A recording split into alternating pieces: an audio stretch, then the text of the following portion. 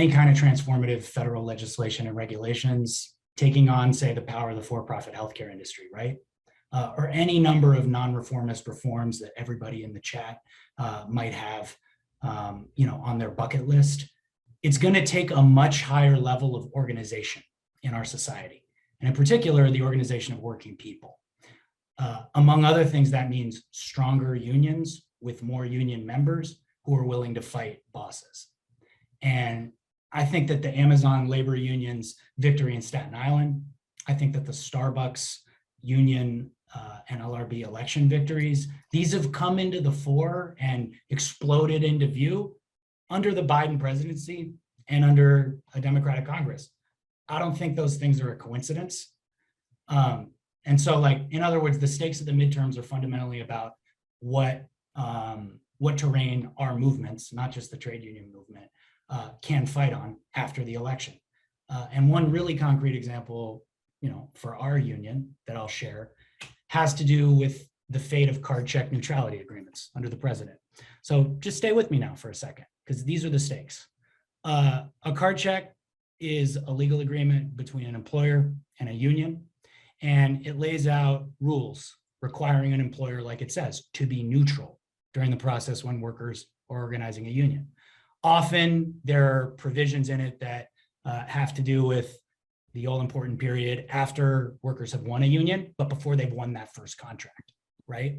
Card checks, in other words, are effectively a response to our country's broken private sector labor law. Under the Trump administration, there were not less than 2 legal proceedings moving through the NLRB process that would have made card check illegal. One of the first actions of the interim general counsel at the NLRB was to end those 2 processes.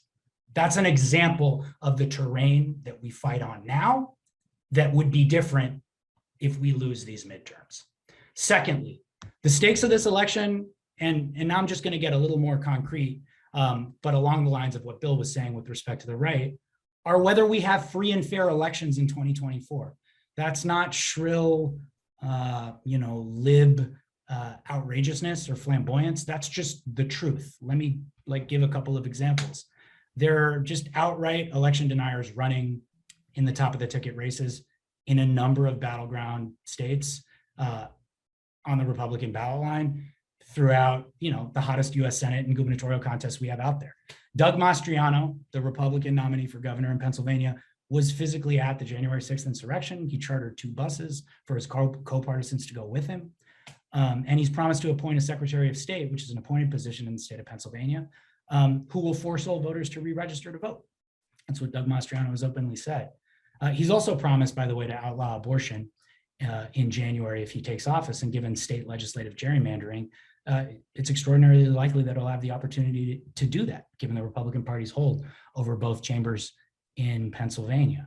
In Nevada, the Republican U.S. Senate nominee, Adam Laxalt, he was literally Donald Trump's counsel in state, his lawyer, fueling the big lie lawsuits subsequent to the 2020 election. And the Republican nominee for Secretary of State is a guy named Jim Marchand.